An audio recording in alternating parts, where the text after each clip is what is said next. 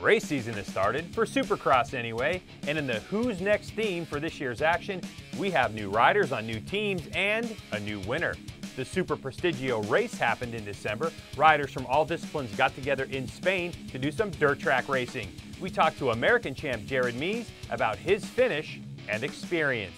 And ATV Motocross is going Supercross in Daytona. We have the info on that, only on the Racer X Show.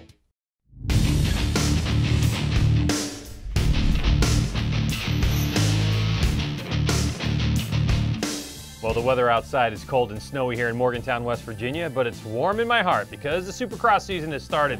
Snow or no snow, the show goes on.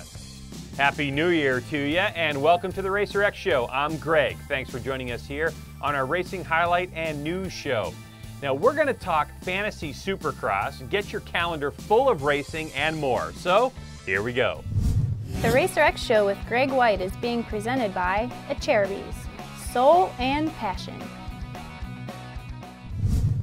We'll kick off 2015 with our Supercross segment presented by Acherbys, with the big theme of this year's Monster Energy AMA Supercross season being Who's Next? Meaning, now that four-time champ Ryan Villopoto is gone and James Stewart is serving a 16-month suspension, who's the next rider to step up and take the title? Chad Reed and Ryan Dungey are former champs, but Villopoto and Stewart make up 6 of the last 8 championships and have more than half the race wins. So there's Reedy and Dungey.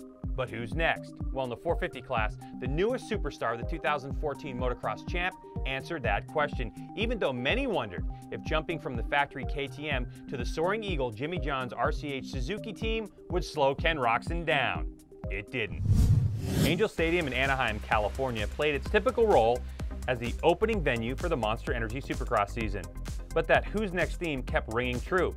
As 22 riders pinned the throttle towards the hole shot, it was number 800 Mike Alessi who got it. He starts good. But sneaking by on the inside, number 29 Andrew Short, number 94 Ken Roczen. Shorty had already won a heat race, his first in a couple years. But soon after, it was the German Ken Roczen on that yellow RMZ 450 who took the point.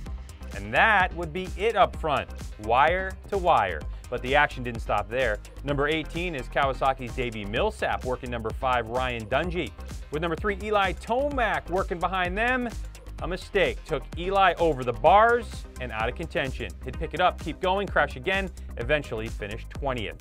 Millsaps didn't fare any better here going off the track, exiting the whoops. He dropped about 10 spots with that mistake. So we know in this one, Tomac and Millsaps are not who's next. But this guy was, Ken Roczen taking the checkered flag for the win. Carey Hart in for a congratulatory hug. Nice way to start with a new team. And how about Jason Anderson on a Husqvarna? First podium in the Premier class since 1976 when Ken Howerton did it, Pontiac Dome in Detroit.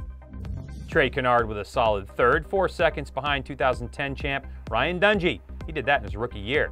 Fan favorite Chad Reed in 10th. First round points matched the results, 25 to first, 22 for second. Who's next? That is the hashtag, but next week, that's the question. So now we move on to the 250 class, where the most unexpected thing happened, even for the race winner. Four-time Arenacross champ Tyler Bowers was the fastest qualifier, the Monster Energy Kawasaki 911 rider, putting a stamp on his presence in the heats. More on that in a little bit. The whole shot went to Troy Lee designed KTM rider number 28 Jesse Nelson. In the mix early, number 100 Josh Hansen, number 16 Zach Osborne. With Bowers back in the pack, Nelson checked out and would dominate the race. The whole shot to the checkered flag. The most impressive ride was by Zach Osborne, who rode with a broken left thumb and beat Bowers, who helped break that thumb. This from the early evening heat race. Bowers block passes, slams into Osborne. Osborne crashes, breaks the thumb. Bowers wins the heat, no doubt a move he learned along the way. The 4 consecutive AMSOIL Arenacross championships. And speaking of Arenacross, it begins this weekend without him in Cincinnati, which means, like Monster Energy Supercross, they'll be asking hashtag who's next in Arenacross after the 4-year champion leaves that number 1 plate behind. More details about Arenacross later in the show. Hey, did you know that you can still play Racer X Fantasy Supercross? Just sign up, it's free to play, or you can pay a bid and be eligible for prizes. Just go to racerxonline.com or motodynasty.racerxonline.com. That's a direct link. Once you sign up, You pick a championship, and then you start with a class. You can do 450, 250, or do both. Then you start adding riders to your list. You can add them in the order that you think they're going to finish that week, or just add them and then start moving your pieces around. Me personally, I start my order early in the week, and I wait until race day, check out some times, injury reports. Then on 8 p.m. East on race day, your picks are automatically locked in. Now, the closer you are to picking the rider in the finishing position, the more points you score. So if you choose, say, Chad Reed to finish 5th and he wins, not as many points as if he finished 5th or 4th or 3rd or 2nd. So the name of the game is getting the finishing order as close to the rider as possible. Play for free, that's bragging rights. Or each week, you can play for prizes. $3 a class and $10 for the overall championship. So it doesn't matter if you start now, each week, have fun with it. I might even post my results each week and show you how I'm doing on the leaderboard. Oh, and if you can't get enough Supercross, RacerTV.com now has Race Day Live with Andy Boyer and Jim Hawley, with interviews and features, live practice action. Race Day Live usually begins about 8 hours before the Supercross TV show does, so bookmark RacerTV.com for this show, Race Day Live, and so much more. Make sure you catch Supercross live on Fox Sports 1 from Phoenix Chase Field, 9 p.m. East. That's 1 hour earlier because it's AZ in the winter, and they don't change the clocks, you see. And that is our Supercross segment presented by Acerby's. Now we're going to switch from 2 wheels to 4 wheels and talk about the Mountain Dew ATV Motocross National Championship.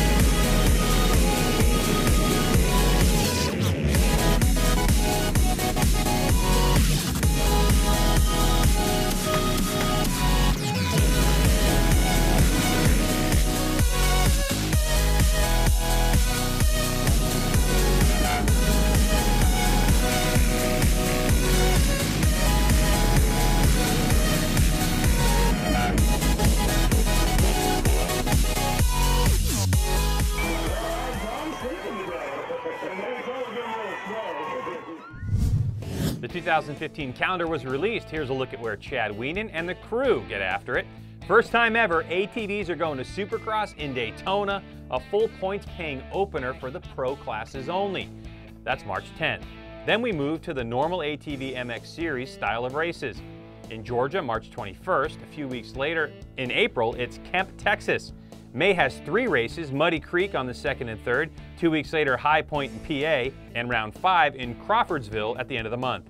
June has a couple in Illinois and Minnesota. The hot month of July, that's Unadilla and Sunset Ridge. And finally, the season finale, August 8th and 9th at Loretta Lynn's Ranch. Go to atvmotocross.com for the full schedule and get out and see some great racing. All right, so far you've seen Supercross and ATV MX. How about some dirt track action? This event happened a few weeks ago while we were on break, and it's called the Superprestigio.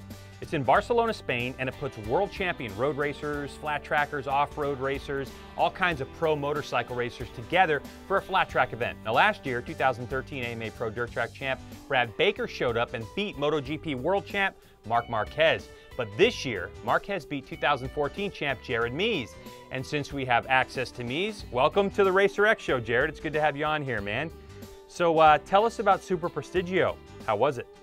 It was a lot of fun, you know, to say the least. I was treated with the red carpet, first class everything. Them guys took really good care of me, and I had a lot of fun. And you know, thanks to Honda of Impala over there in Spain for giving me a brand new 2015 CRF 450 to ride, and you know, I was able to bring a few little parts over there to dolly up the bike a little bit. My D&D exhaust pipe, and I had some Weiss triple clamps, and brought my race stuff over, but I had just a ball. We came up a little short for winning the overall, but I won my class, which was considered to be the open class, and like I said, having fun is an understatement.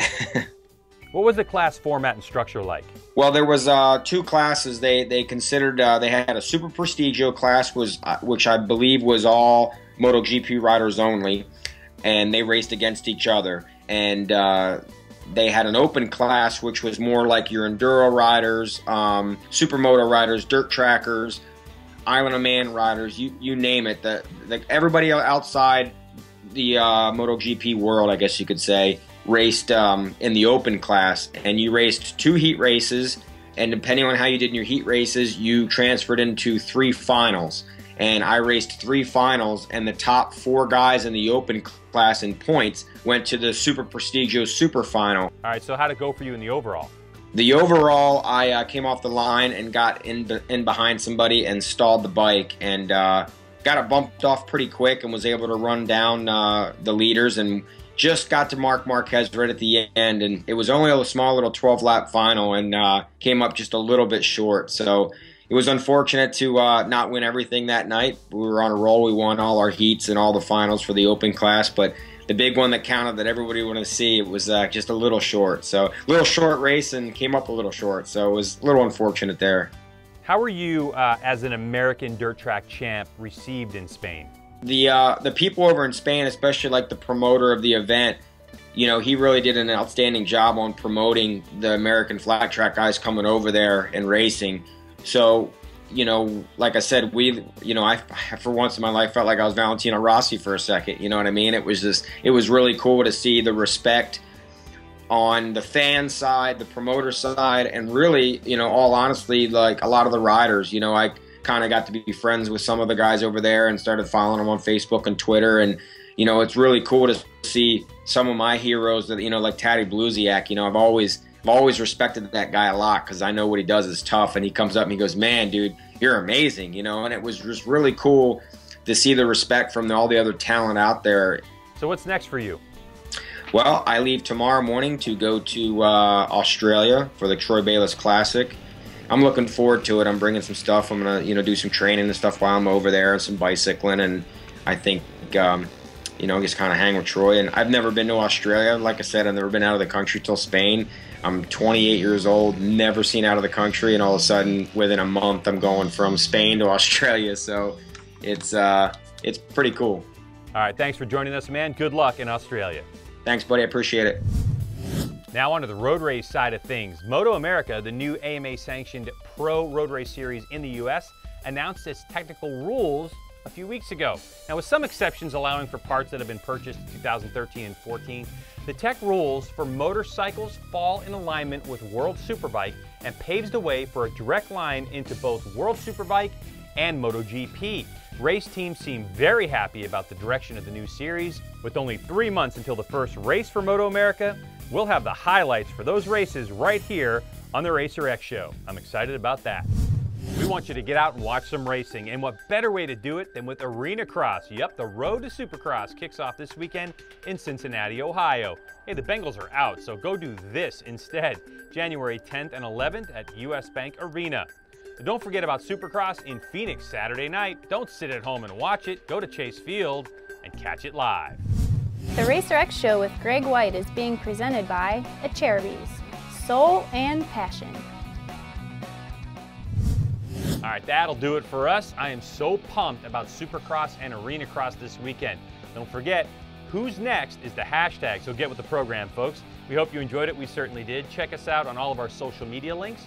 On Twitter and Instagram, it's @RacerXShow. On YouTube, it's The Racer X Show. Like us and follow us and do all that kind of stuff. And you can follow me personally on Twitter. It's @Greg White. Well, for the fine folks here at the Racer X Show and Racer TV, I'm Greg White. Remember, we are all racing all the time. See you next week. More Supercross action. I'm really got to do that fantasy stuff and make sure I pick the winner. That'd be crazy. Gotta get my points.